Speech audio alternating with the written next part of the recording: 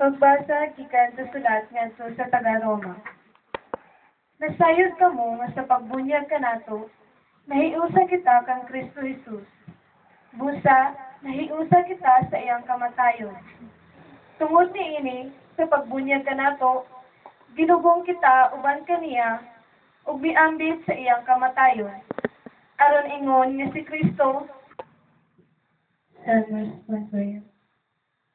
Magbalantay ka na ko ang Ginoo, wala na'y magmakulang pa kanako. Magbalantay ka na ko ang Ginoo, wala na'y magmakulang pa kanako.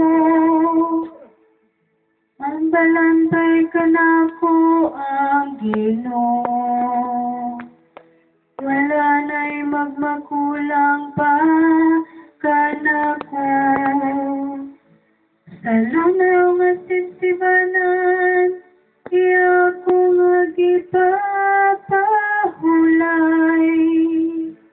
Sa dapin sa malinawon nga tubig, iya kong gidala. Iyang giupay ang akong kalang.